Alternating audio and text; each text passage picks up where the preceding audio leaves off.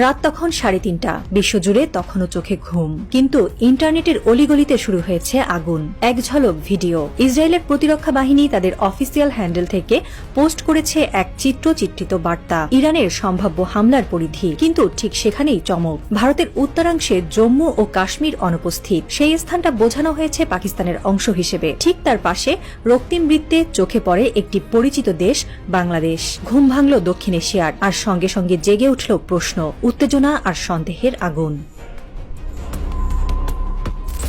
মানচিত্র কখনো নিরপেক্ষ হয় না, এই পুরনো কথাটি যেন আবার সত্যি করে দিল ইসরায়েল। ভিডিওটি মূলত ছিল ইরানকে ঘিরে সম্ভাব্য মিসাইল হামলার পরিধি ব্যাখ্যা করার জন্য। তাতে সৌদি আরব, তুরস্ক, ভারত, চীন, রাশিয়ার মতো দেশও ছিল, কারণ এই দেশগুলোর দিকে ক্ষেপণাস্ত্র ছুটে যেতে পারে। এমনটাই বার্তা চিত্রিত করতে চেয়েছিল তেল আবিব, কিন্তু সেটির চেয়েও বড় বার্তা ছিল অপ্রত্যক্ষ। ইসরায়েলি ডিফেন্স ফোর্সের এই ভিডিওতে ভারতের একটি বিকৃত মানচিত্র ব্যবহার করা হয়। তাতে কাশ্মীরকে ভারত থেকে আলাদা করে দেখানো হয় পাকিস্তানের অংশ হিসেবে। এই মুহূর্তে যে ভারত প্রকাশ্যে ইসরায়েলকে সমর্থন জানিয়ে এসেছে গাজায় হামাস বিরোধী অভিযানে, সেই ভারতই ঠকল কূটনৈতিক অভ্যর্থনায়।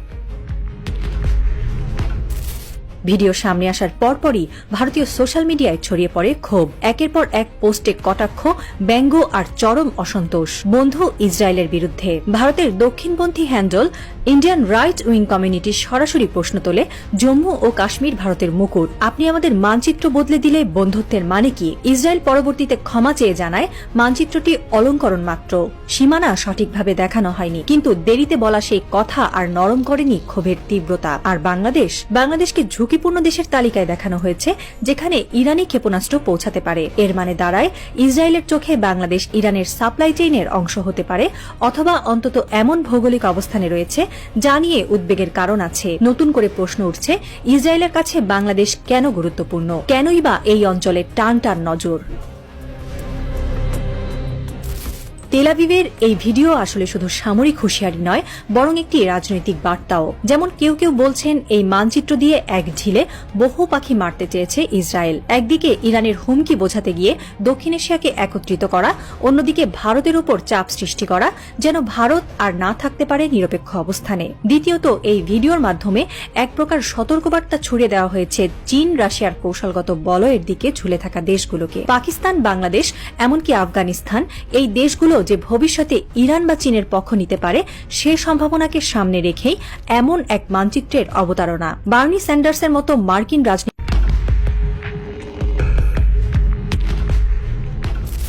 রাত তখন 3:30। বিশ্বজুড়ে তখনও চোখে ঘুম, কিন্তু ইন্টারনেটের অলিগলিতে শুরু হয়েছে আগুন। এক ঝলক ভিডিও। ইসরায়েলের প্রতিরক্ষা বাহিনী তাদের অফিসিয়াল হ্যান্ডেল থেকে পোস্ট করেছে এক চিত্রিত বার্তা, ইরানের সম্ভাব্য হামলার পরিধি। কিন্তু ঠিক সেখানেই চমক। ভারতের উত্তরাংশে জম্মু ও কাশ্মীর অনুপস্থিত, সেই স্থানটা বোঝানো হয়েছে পাকিস্তানের অংশ হিসেবে। ঠিক তার পাশে রক্তিম বৃত্তে চোখে পড়ে একটি পরিচিত দেশ, বাংলাদেশ। ঘুম ভাঙল দক্ষিণ এশিয়ার, আর সঙ্গে সঙ্গে জেগে উঠল প্রশ্ন, উত্তেজনা আর সন্দেহের আগুন।